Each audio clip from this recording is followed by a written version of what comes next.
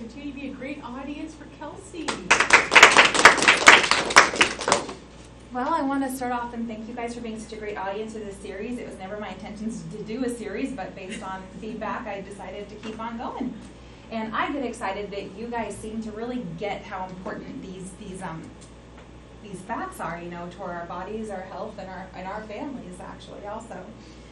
So today, as I begin, I just recently learned that 58% of deaths are linked to poor eating. We hear about all the deaths that people, the diseases that cause death in people and stuff, but the contributor, you know, if you play back the tape a little bit, you know, is always usually linked to, you know, quite a staggering statistic of 58%, according to the Mayo Clinic. The World Health Organization defines malnutrition as a person not getting enough food or not getting the right amounts of food. When we see third world country children like this on the commercials, we don't relate ourselves to them, but as a matter of fact, we really can. Their malnutrition, it comes in all forms of, I mean, can you imagine if this child had access to this kind of food? It's pretty sobering to know that we have it pretty good here and we have access to everything we need, and yet we often neglect it and neglect our bodies from getting what it needs. The Mayo Clinic goes on to mention malnutrition is the largest single contributor to disease. Yes, indulging in unhealthy eating habits does court death, as that statistic says. Think about it. If the results of our poor eating were instantaneous, we would all be taking an immediate second look at fixing it now. They would suddenly become non-negotiable changes. However, the effects are long-term effects, so you must come to learn to trust and believe the data and facts. There's no arguing against the fact that healthy eating reduces your susceptibility to chronic illnesses such as obesity, type 2 diabetes, heart attacks, hypertension, liver cirrhosis, and the list goes on. As I mentioned in my first speech, they still don't know what causes my particular cancer specifically, but it's one of the many, many diseases and conditions known or linked to what you allow into your bodies. It is essential. You know, today I wanted to discuss with you guys that it's also essential in addition to what I've previously mentioned to include good healthy fats and carbohydrates into our diets to promote good health. Exercise is a final contributor to a finely tuned machine that we get to live inside of. So before I get started, I want to quickly recap my previous speech. Debbie, you missed this one. If you remember any of the healthy eating habits 1, 2, and 3 that I had mentioned, first would be to eat every 2 to 3 hours. Second, 20 to 60 grams of protein per meal. And third, eat veggies with every single meal. And of course, liquids, if you can just stick with water and teas, preferably green teas because they boost your metabolism. Everything else is really not necessary. It doesn't do you much good. So fourth on my list today, in continuing with my healthy eating habits, deals with carbs. You want to choose your carbs wisely. You want to choose natural carbs over processed carbs. And so what are some natural carbs? We've got fruits, vegetables, oats, brown rice, quinoa, beans, potatoes, etc. Processed carbs are man-made, such as breads, bagels, crackers, pretzels, chips, and so forth. You're going to want to choose natural, starchy, and simple carbs earlier in the day and fibrous carbs later in the day. Check this out. This is included in you guys' packets, the second to the last page. This shopping list, proteins, starchy carbs, natural starchy carbs, simple carbs, and fibrous carbs, this is the only list I ever take to the grocery store with me. This is all I eat off of. And I've had great results. And there's just kind of a guide on, you know, you want to stick with the starchy carbs earlier in the day and the fibrous carbs later in the day, for reasons I mentioned in my last speech that I don't have time to go over again.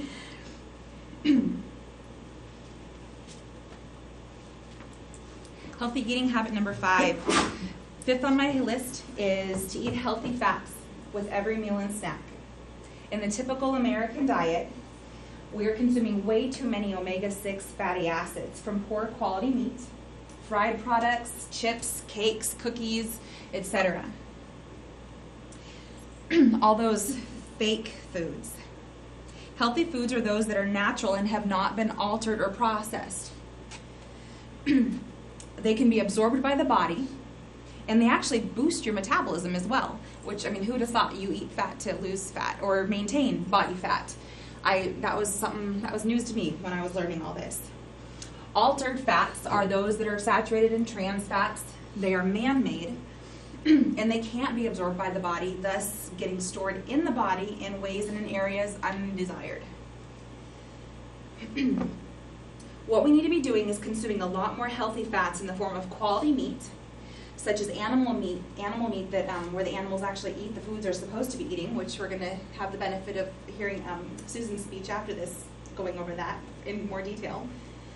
Also, foods with higher content of omega-3 fatty acids, such as fish oil, wild-caught fish,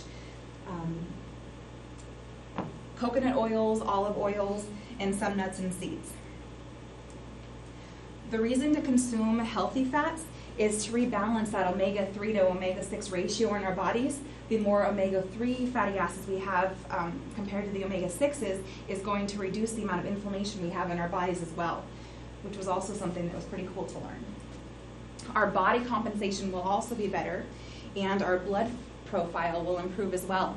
I have a friend who she works as a phlebotomist at a plasma donation center in Portland, and she says it's a pretty big difference, those who have eaten a healthy meal just prior to donation versus a fast food meal or something. The person who's just eaten a fast food meal, their plasma is milky and cloudy and very tacky, and it just makes you wonder what it's doing to your body. I mean, that's pretty eye-opening right there, if you ask me. My last healthy eating habit is one of my favorites. Number 6 on my list is planning to cheat. You know, yes, I'm giving you permission. I don't believe we are all to be perfect. Go ahead and cheat 10% of the time, says Ben Brown from Body Systems Performance. This is not a diet that I'm talking to you guys about. This is a lifestyle change, so let's be realistic. If you're denying yourself all the stuff you love, you're going to fail. I think we all probably can relate and understand this, whether it's ourselves specifically or family members. Barbecue season is coming up right around the corner. Don't neglect yourself these foods. Just make more healthier choices and choose the chicken breast over the hamburger patties or the hot dogs or something. Think about it this way. If we're eating 5 to 6 meals a day, 7 days a week, that's 42 feeding opportunities. So if we're with 90% compliance or 10% cheating, that equals 4 cheat meals a week, which is very doable. If you miss a meal, if you have a hamburger, a piece of pizza, or you want to go out and buy some ice cream, you're just dying for ice cream, by all means, please do it. Plan ahead for this and use it as a reward. Allow yourself the privilege of going out and having some of these less quality foods. At the end of the day, they still taste good. And also the difference between 90% compliance and 100% compliance is minimal at best. And this way you're going to stay motivated as well. I don't have much time to talk about exercise today, but luckily most of us know that keeping your heart elevated for 30-minute increments 3 to 4 times a week is the minimum amount where we're going to want to get to keep our bodies functioning their best. Walking is one of the easiest ways to start an exercise routine.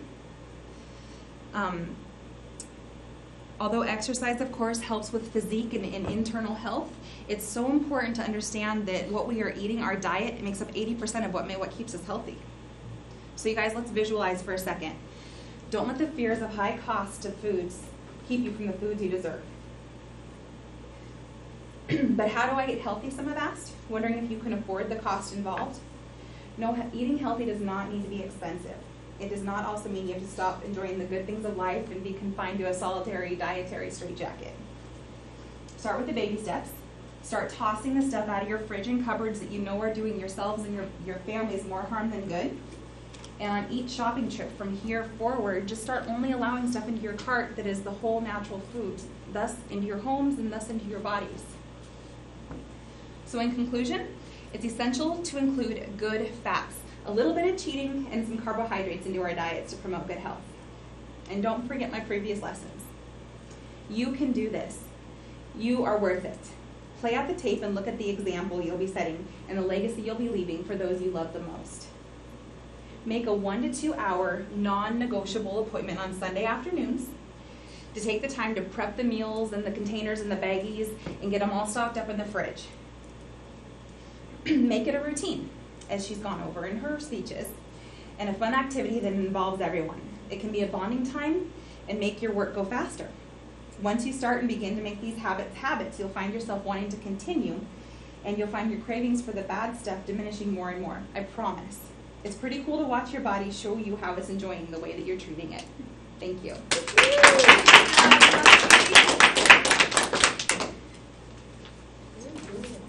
Any question for Kelsi? Yeah, you said 20 to 30 or 20 to 40 grams of protein. 60. 60. Women 20 to 30, men 40 to 60. I find it hard to get that much protein in It one is. sitting. Yeah. A lot of people for a snack want to choose like the Chobani Greek yogurt or something, which is easy these days and stuff, and that's what, about 15, 16, 17 grams of protein. Yes. You're just going to want to add some almonds or some nuts to that to get to that 20 grams. You're so close with some of those meals out there. Just use nuts if you can for the extra little bit. Any other questions? I'm real excited for her. I think I'm excited.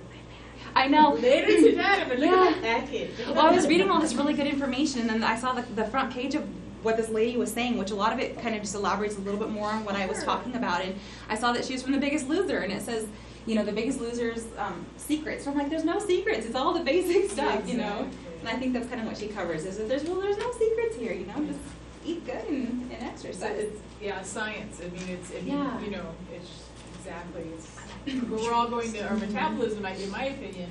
So I think it's a little different. That you know that we all have different metabolisms that we can burn less or more. But Exactly. it's always the same principle of You just gotta calories find in. where your body's happy place is and stick with it. And the only way you find out where that is by trial and error. Okay. Yep, like I said, the second to the last page was a godsend for me. It's on my refrigerator. It's in my purse. Every time I go grocery shopping, that's all I shop off of. And the very last page just goes over a little bit more information about the carbs that I was talking about and why you want to choose the more starchy carbs earlier in the day. You really want no carbs, like I mentioned last speech. No carbs that you would think of, like rice or potatoes or stuff like that, in the last meal or two of the day. But really, there are carbs you're getting in veggies and things like that. It's just the fibrous carbs, the good stuff. Thank you Yep. for these handouts. Absolutely. Very good.